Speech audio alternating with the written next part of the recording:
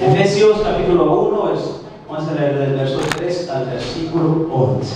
Y leemos la palabra en el nombre del Padre, del Hijo y por la guía del Espíritu Santo a favor nuestro. Dice la palabra de Dios: bendiciones espirituales en Cristo.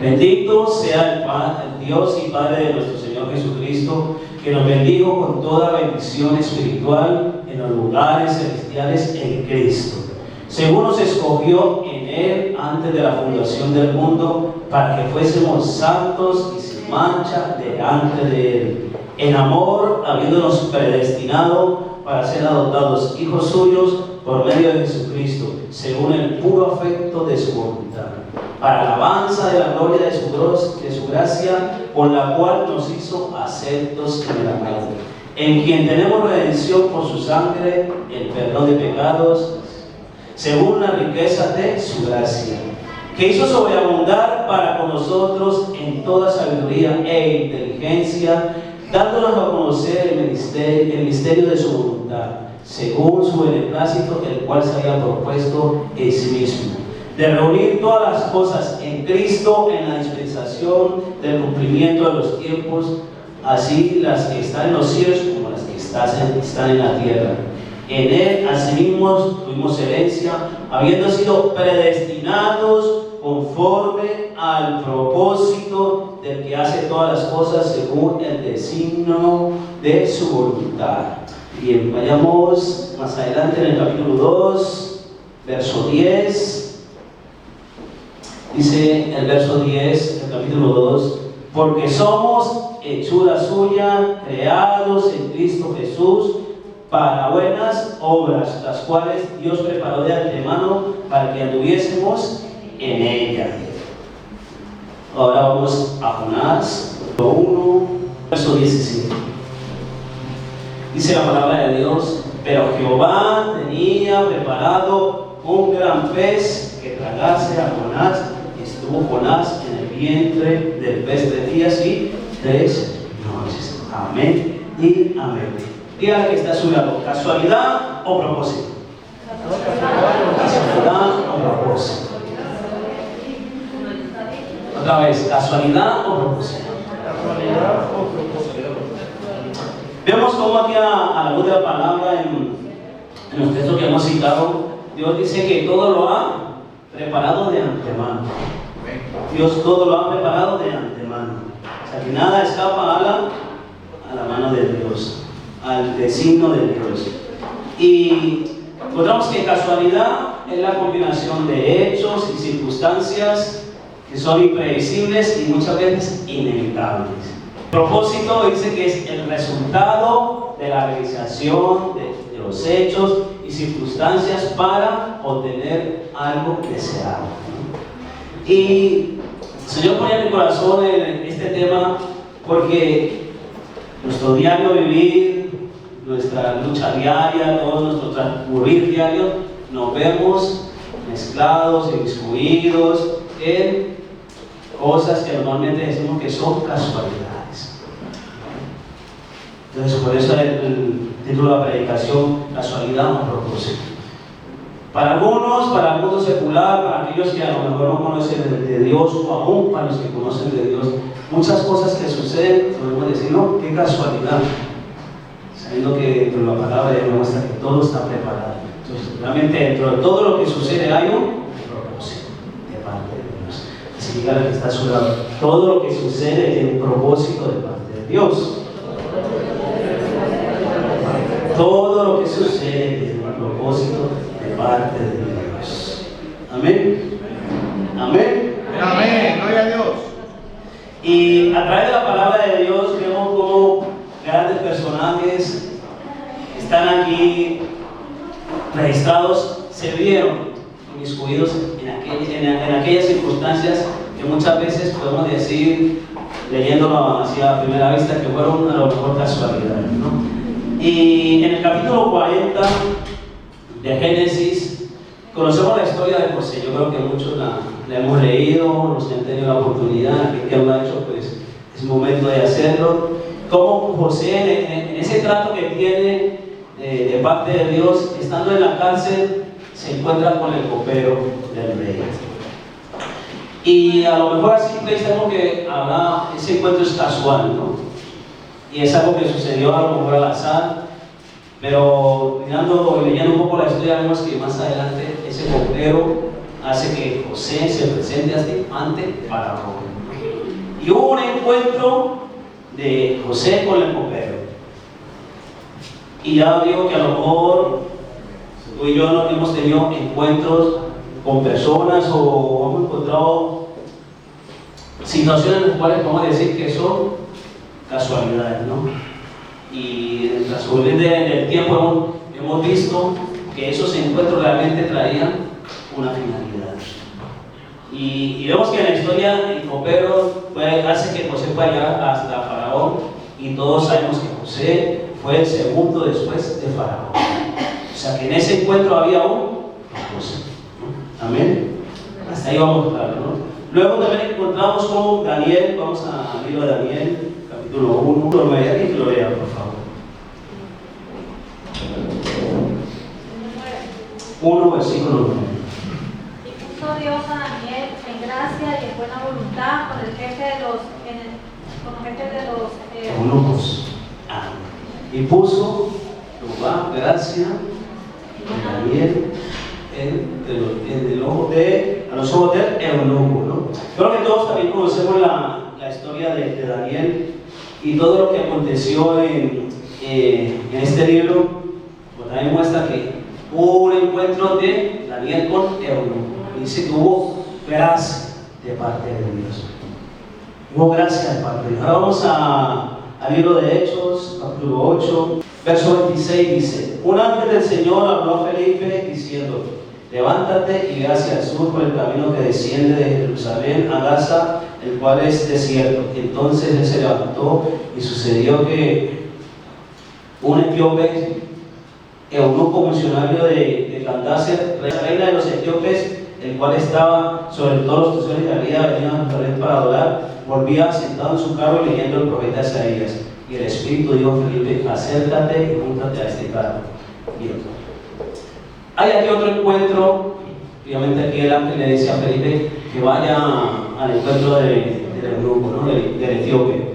Y es otra que podemos decir a simple vista que es una casualidad, ¿no? Que a lo mejor los que no conocen el trasfondo de la historia, que fue casualidad que en ese momento Felipe se presentara frente al eunuco. Y todos sabemos lo que sucedió en esa historia, ¿no? Cómo este hombre que venía leyendo el profeta Isaías, Felipe le habla de las escrituras y él es bautizado, ¿no? El paso que dio hoy el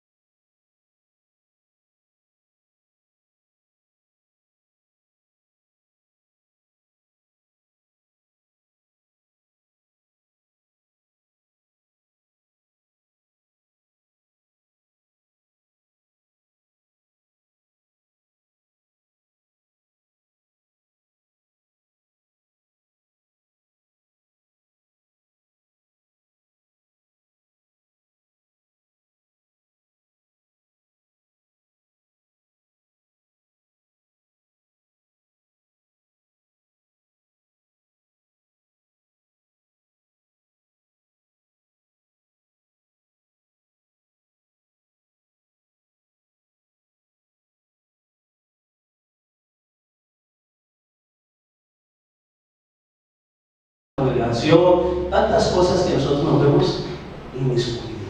Necesidad. Luego, es lo que normalmente a simple vista vemos, ese tipo de necesidad, que es la necesidad material. Y si vayamos a Hebreos, el libro de Hebreos, capítulo 13, versículos 5 y 6 dice: sean vuestras costumbres sin avaricias, contento con lo que tenéis ahora, porque Él dijo: no te desampararé ni te dejaré, de manera que podemos decir confiadamente: el Señor es mi ayudador, no temeré lo que me pueda hacer el hombre. Amén. Y en 1 Tesalonicenses capítulo 5, verso 18, dice la palabra de Dios: da gracias en todo, porque esta es la voluntad de Dios para con nosotros en Cristo Jesús. Amén y amén.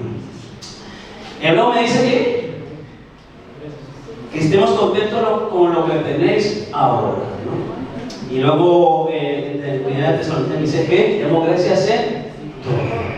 Entonces, a lo que yo quiero llevar es, si realmente a la hora de identificar o de conocer esa necesidad, ponemos en práctica estos principios bíblicos. Si realmente a lo mejor estoy contento o estoy el decir que estoy contento no quiere decir que esté conforme, ¿no? Porque siempre vamos a más. A lo mejor yo no, con lo que tengo, con lo que Dios nos ha dado, pues sabemos que Dios es el que nos provee. Yo puedo estar contento porque a lo mejor si yo puedo mirar hacia otro lado, mirar a otro espejo, puedo ver que hay personas que tienen otra circunstancia inferior a la que yo tengo. Y puedo estar contento con lo que tengo. No conforme. No me conformo porque hay una canción que dice: he conocido y quiero más, he probado y quiero más. Y nosotros queremos más. En la medida que nosotros queramos. Entonces, que yo pueda estar contento obviamente con lo que hasta ahora Dios me ha dado, porque puedo decir que el Señor hasta ahora me ha sustentado. El Señor hasta ahora ha sustentado su iglesia, ha sustentado los hogares, la familia del pueblo, pastor de Humanes. Entonces yo pues estoy contento con lo que tengo. La mujer más hermosa del planeta es su alrededor, es mi esposa, mis hijos, cosas así, ¿no? Contento ese hombre. No, todos son. Pero bueno, yo estoy contento con eso, quiero más, ¿no? Porque hay cosas que nos faltan, obviamente nos preocupan, nos lleva a la paz, pero estoy contento. Y es bueno que nosotros podemos dar gracias a Dios por eso. Dar gracias a Dios porque realmente nos permite, en medio de las necesidades, puede haber unidad, ¿no? El amor en la familia, en el hogar. Que muchas veces en aquellos sitios donde hay, pues decía la hermana Marta, que rico que no es aquel que posee todo, ¿no? Que supuestamente lo tiene todo, sino que rico es aquel que tiene no solamente a Jesucristo, sino que es porque disfruta de lo que el Señor le ha dado. Así que les animo a que disfrutemos de lo que Dios nos ha dado. ¿Qué te ha dado a ti? Los casados nos dan una linda pareja, un lindo esposo, una linda esposa, unos lindos hijos, una linda iglesia, la mejor iglesia de Madrid. Amén. Amén, ¿no?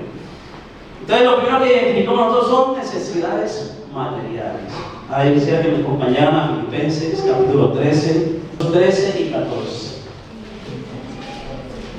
Dice la palabra de Dios: hermanos, yo mismo no pretendo haberlo ya alcanzado, pero una cosa hago, olvidando ciertamente lo que queda atrás y extendiéndome a lo que está delante, prosigo a la meta, al premio del supremo llamamiento de Dios en Cristo Jesús. Vamos al Salmo 14, versículo 2. Dice la palabra de Dios: Jehová miró desde los cielos sobre los hijos de los hombres para ver si había algún entendido que buscara a Dios. Ahora hay una versión que es la nueva versión internacional y me llama mucho la atención lo que dice este mismo versículo. Dice: desde el cielo el Señor contempla a los mortales para ver si hay alguien que sea sensato y busque a Dios. Dice el apóstol Pablo en Filipenses que él no pretende haber alcanzado todo lo que él deja lo que tiene, lo deja atrás y hacia adelante. Entonces, a lo que les quiero yo es: ¿cuántas veces en medio del reconocimiento de esa necesidad realmente hemos visto primero que la necesidad es primeramente espiritual. Que es espiritual primero lo que yo necesito, esa necesidad de tener más a Dios, de buscar más a Dios, la necesidad que tú ya sabes. Si realmente hemos dicho, no, la necesidad que yo tengo ahora mismo es de crecer más en la palabra, en el conocimiento de su palabra, a lo mejor de orar más. Hablamos anoche con un hermano de que a veces analizamos, hermano, nos sentimos hasta tristes sabiendo que damos muy poco. Que a veces nos esforzamos, pero a lo mejor decimos, me he podido esforzar más. Y la necesidad que realmente nosotros, el pueblo de Dios, debiera ver y debiera estar aquí implícita en nuestra mente es el saber que hay una necesidad espiritual. Decía la hermana ahora que leía de buscar primeramente el reino de Dios y su justicia, pero además se le añade entonces la necesidad de buscar primeramente más y más el Señor. Más y más el Señor. Entonces, dentro de esta primera fase están estando, ¿no? El que el ser humano, el que no conoce al Señor, dice, bueno, son necesidades materiales y se afana en ello, en lograrlo, en conseguirlo, y muchas veces se cometen, o por lo general se cometen cosas o situaciones que más adelante vemos que no traen bendición, que traen tristeza, traen agobio, estrés, porque a lo mejor nos inventamos la necesidad y cogemos la tarjetita esa de crédito y compramos lo que no debíamos comprar, y ya luego vienen los cobro, etcétera, etcétera, y vienen los apoyos. Cosas que les puedo contar porque lo he vivido, o sea, no me lo estoy inventando, lo he vivido. Son cosas que normalmente el ser humano tiende a manejar, a dejarse enredar. Ahora, la segunda fase de esa decisión es la ejecución inminente de cambios. Y yo creo que la mayoría, me puedo atrever a decir, no, la mayoría de los que estamos aquí estamos graduados, digo, tenemos matrícula de honor en tomar esos cambios parciales o temporales. Amén. Nos fascina, nos encanta tomar las cosas a medias, diciendo, no, yo hago esto, pero más adelante yo sé que voy a hacer otra cosa. Mentira. Porque cada vez que tomamos una decisión parcial o temporal, lo que hacemos es enredarnos, seguirnos enredando. Es una cadena, una secuencia de decisiones temporales, parciales. Y no solamente lo hemos vivido nosotros. Quisiera que me acompañaran a la primera de Samuel, capítulo 15, versículo 30. 15:30. Yo creo que todos conocen. ¿Quiénes conocen algo? ¿Cuántos hemos escuchado del rey Saúl? Muchos, ¿no? El rey Saúl. Y aquí dice la palabra de Dios que el rey Saúl se ha equivocado y le dijo al profeta Samuel, y él dijo, yo he pecado, pero te ruego que me honres delante de los ancianos de mi pueblo y delante de Israel y vuelvas conmigo para que adore a Jehová, tu Dios. Dice que él había pecado, ¿no? Y lo reconoce. Y en medio de ese atrevimiento de Saúl le dice al profeta, no, pero que le honre, sabiendo que lo había hecho. Sí, yo creo que la mejor solución es decir que él se hubiera arrepentido delante de Dios, hubiera pedido perdón al profeta, al pueblo, hubiera reconocido. Pero él tomó una decisión temporal. Dijo, no, perdónenme por esto, pero honreme delante del Señor.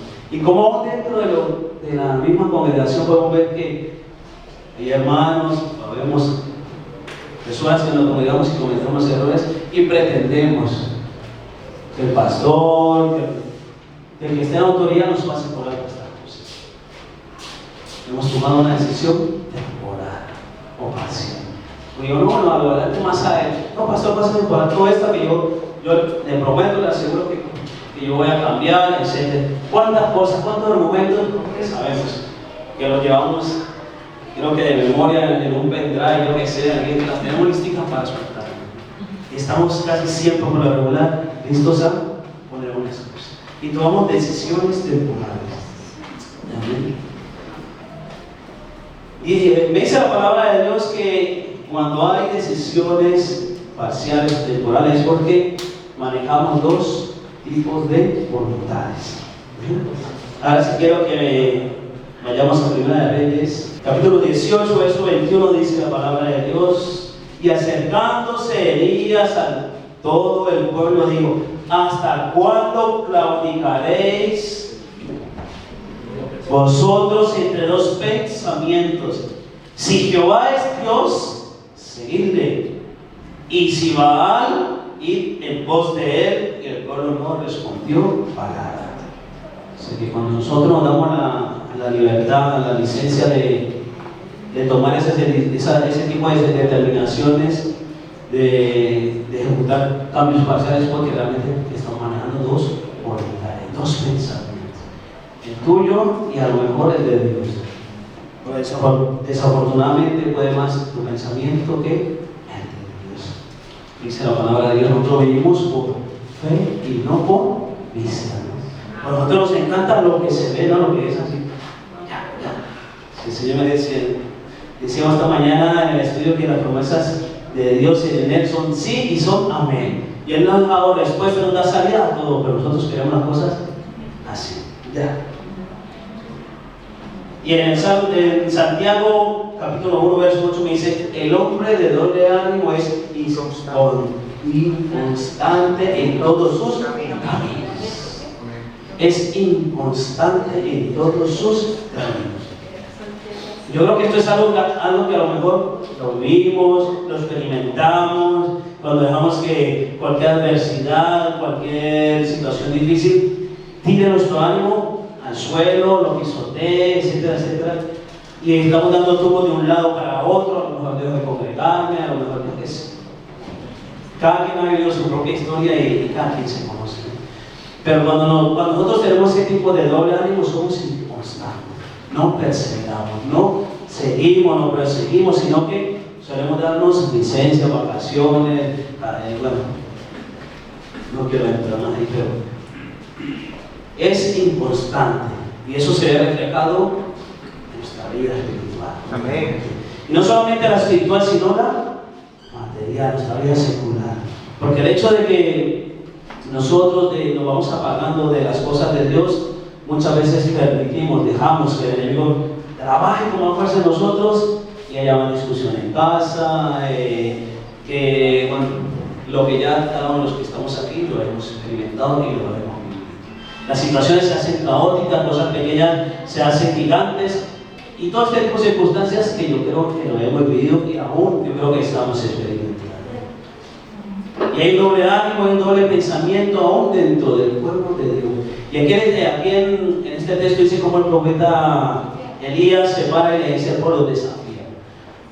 Ya estaba cansado y dice: bueno, si cree que Dios es Dios, seguidle. Y si cree que el otro es Baal, pues ir en pos de él. Y es bueno que nosotros realmente decidamos si creemos que Dios es Dios. Si creemos que Dios hasta ahora es el que nos ha sustentado. Si creemos que hasta ahora Dios es el que nos ha dado el aliento, la fuerza, la energía, el que ha permitido que estemos en este lugar. Amén. Y tenemos el otro tipo de cambio, que son los radicales y definitivos, que son los que tú y yo estamos llamados a dar. Anoche en la reunión que gozábamos ayer, y que para aquellos que no vinieron se perdieron, pues yo comí pollo con ustedes, no se preocupen. Ustedes no vinieron porque yo comí el pollo con ustedes. Vemos como los hermanos nos traían un estudio acerca de cosas que tenemos que hacer en nuestro hogar. Y son cosas que tienen que ser ya, porque hemos entendido que las estamos haciendo mal. Hemos entendido que hay cosas que no funcionan, pero que aún estamos a tiempo de encaminarlas y de encauzarlas. Y son necesarios esos cambios, pero tienen que ser definitivos y tienen que ser radicales. Ya tenemos que nosotros como pueblo, como hijos de Dios, tomar este tipo de decisiones y cansarnos de tomar las cosas a medias. Hay un dicho que dice: no dejes para mañana lo que puedes hacer hoy, ¿no? Y diría: no dejes para mañana lo que tienes que haber hecho, lo que ya debíamos haber hecho. porque hemos esperado a que la situación se haya puesto difícil, que se haya puesto incómoda, así, no, que sí tenemos que hacer esto. Bueno, ya sabíamos que tenemos que hacer esto. Simplemente somos expertos en dar largas a las situaciones. Amén. Amén, callado. Amén. Quisiera que me acompañaran al mismo libro de Daniel, capítulo 1, versículo 8. Dice la palabra de Dios. Y Daniel propuso en su corazón no contaminarse con la porción de la comida del rey y con el vino que él bebía, pidió por tanto al jefe de su eunucos que no le obligase a contaminarse. Daniel propuso en su corazón. ¿Cuántas veces hemos propuesto en nuestro corazón realmente no contaminarnos con lo que nos rodea? Miremos que aquí dice que, hombre, Daniel era un hombre de oración, que buscaba a Dios, pero él propuso en su corazón. Bueno, me dijo, bueno, voy a hacerlo, no quiero contaminarme. Tomó una decisión de no hacerlo, mantecarle a Dios. A lo mejor si tú y yo proponemos en nuestro corazón, tenemos ese deseo, ese anhelo, y está en nuestro corazón, y lo arraigamos en nuestro corazón, sabemos que Dios nos va a respaldar. ¿Amén? Luego en Segunda de Reyes, hay una historia muy bonita en Segunda de Reyes, capítulo 7, versículo 4. Y todos conocemos la historia de los leprosos, ¿no? Samaria estaba sitiada y había 4 leprosos. Dice el texto, había a la entrada de la puerta 4 hombres leprosos, los cuales dijeron el uno al otro, ¿para qué nos estamos aquí hasta que muramos? Si tratamos de entrar en la ciudad por el hambre que hay en la ciudad, moriremos en ella. Y si nos quedamos aquí, también moriremos. Vamos pues ahora y pasemos al campamento de los sirios, y si ellos nos tienen la vida, viviremos, y si nos tienen la muerte, moriremos. Amén y amén. 4 hombres leprosos. Entonces, el contexto de la persona leprosa que es aislada, la persona que está apartada, etc. Y en el momento que se fiesta este texto, está sitiado el pueblo de Israel. Y ellos están afuera y dicen, bueno, ya vamos a morir. Y ellos dicen, toman una decisión. Y dijeron, bueno, si vamos a morir, que yo no quiero morir con el estómago lleno, ¿no? Que vamos a morir con. Tomaron una decisión y los 4 decidieron ir al campamento de los sirios, a aquellos que tenían sitiado a Samaria. Ahí se fueron y tomaron la decisión, la firme decisión, a pesar de lo que se venía. Porque ellos sabían y entendían que si los sirios le iban a ver, se los iban a. ¿Cuántas veces nosotros, en medio de esas circunstancias en las cuales nos estamos enfrentando, tenemos que pasar muchas veces, o tenemos que experimentar a veces el peligro, sabiendo aún que Dios está con nosotros, sabiendo aún que Dios ha dado la promesa para cada uno de los que estamos aquí, para todos los que le buscamos?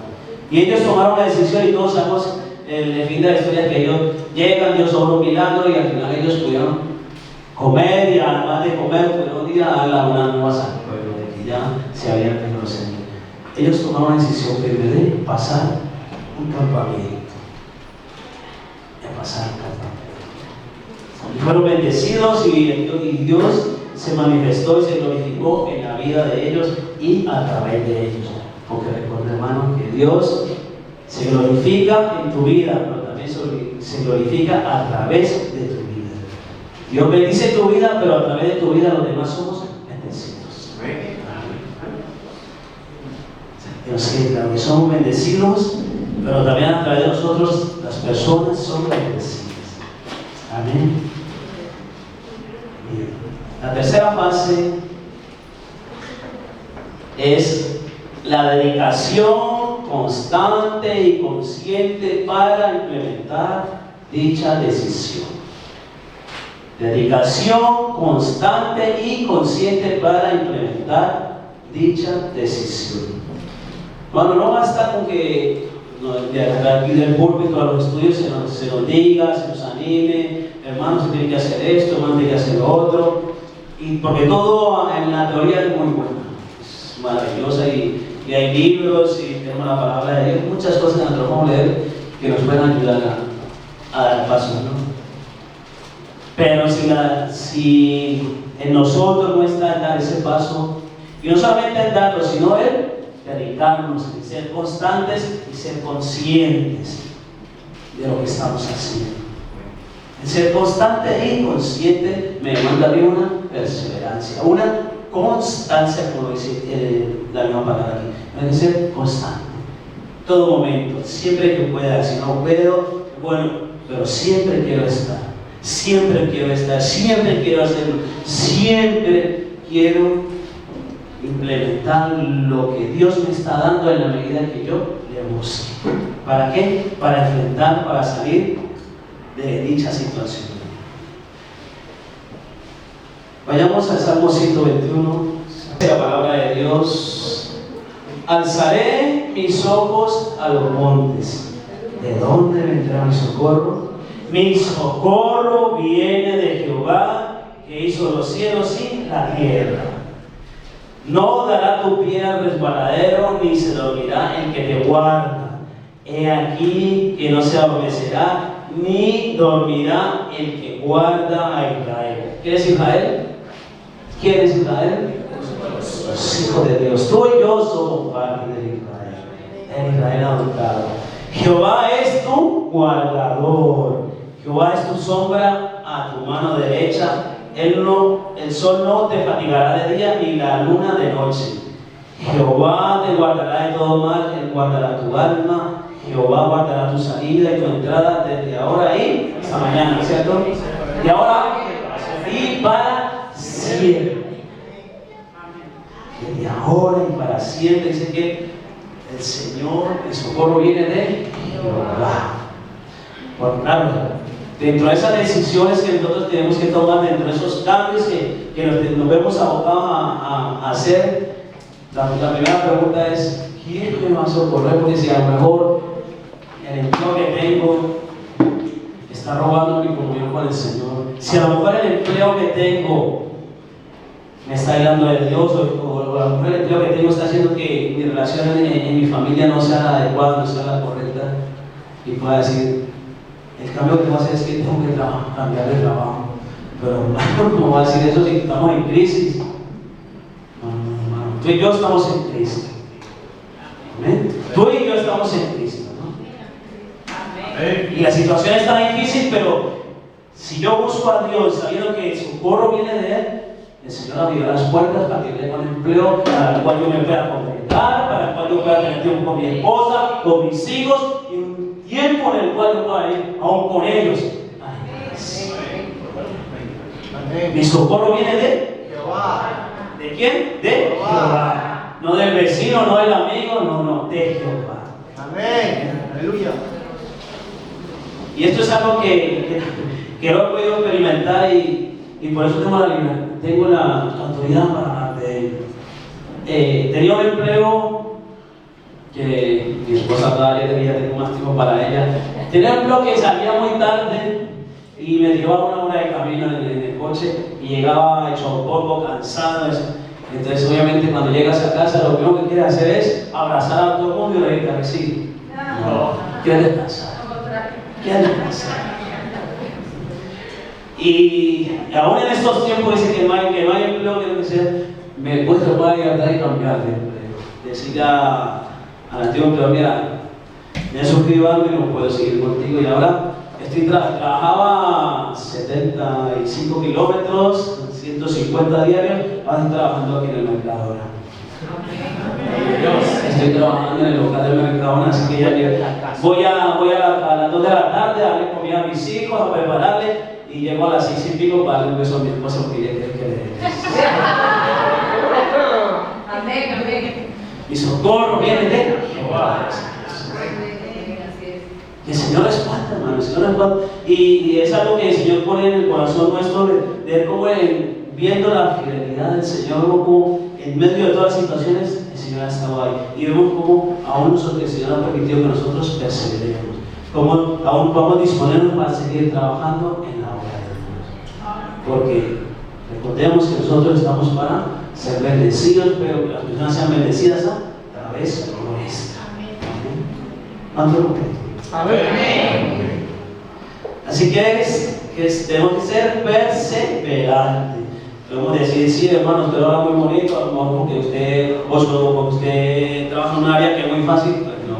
La situación es difícil, complicada, pero el socorro viene de Jehová. El socorro viene de Jehová y Él no va a hacerte caer en vergüenza. Él siempre está atento ahí a tu clamor, porque dice en su palabra que Él ya conoce nuestras necesidades antes de que nosotros lleguemos delante de Él a llorar ahí como niño pequeño, como a veces llora mi hijo, así le Señor lo que me hace falta, ya la conoce. Pero es necesario que tú y yo confiemos en que Él lo hará. Amén. Dice en 2 Corintios capítulo 3, verso 17, porque el Señor es el Espíritu y donde está el Espíritu del Señor, allí hay libertad. Por 3:17, porque el Señor es el Espíritu, donde está el Espíritu del Señor, hay libertad. ¿Libertad para qué? Libertad para buscar a Dios, libertad para las cadenas que nos están oprimiendo, libertad para lo propio que a lo mejor te tiene afligido, libertad para todo lo que debe ser libertad. Donde está el Espíritu de Dios.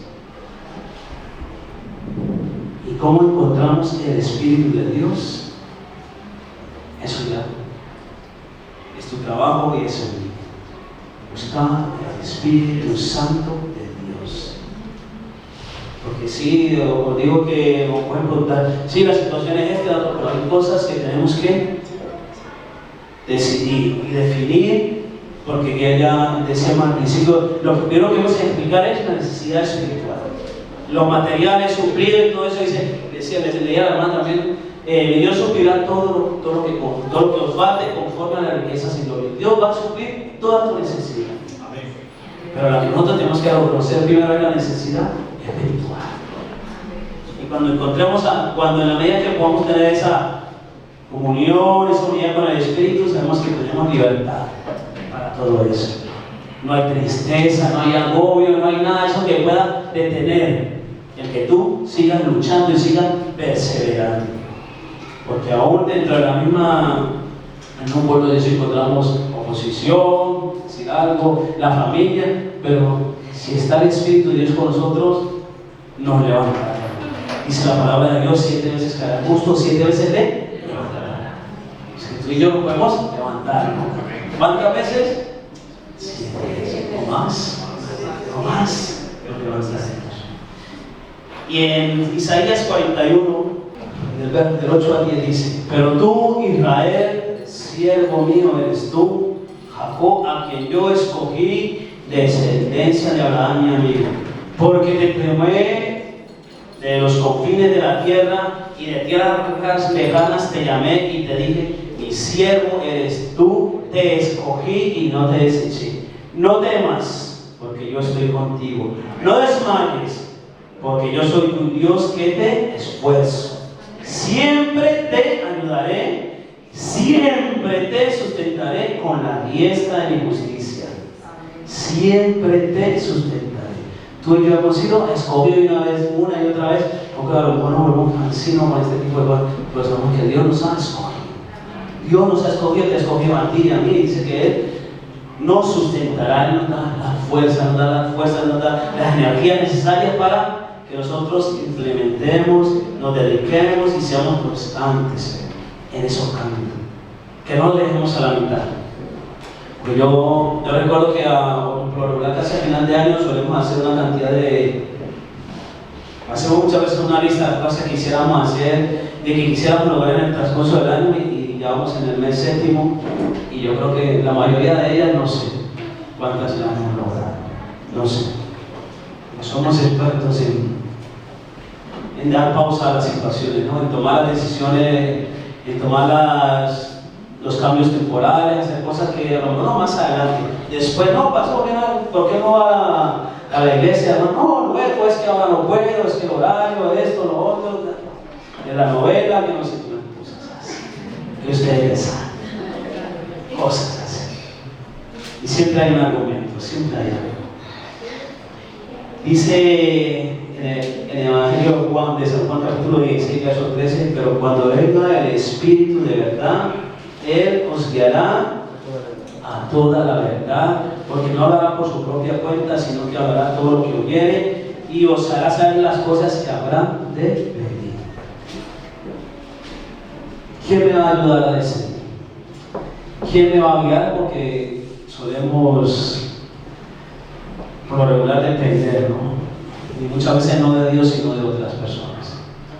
¿Quién me ayuda? A mí, no, es que si no lo hago yo, si no me ayuda fulano, ¿quién me ayuda? Y dice la palabra de Dios que cuando venga el Espíritu, Él nos va a guiar a toda la verdad que está aquí en su palabra. Dice, su palabra es verdad. Amén.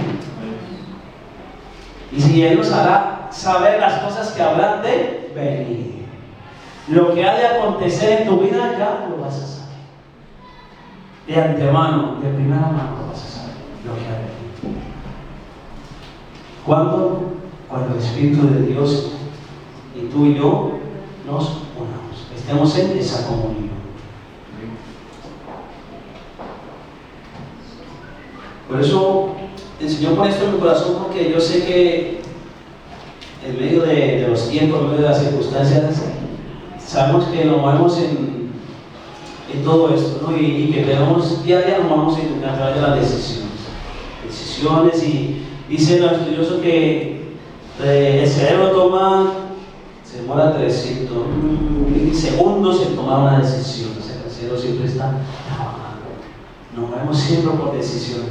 Han decidido ustedes venir hoy aquí a alabar a Dios. Han decidido escuchar el mensaje.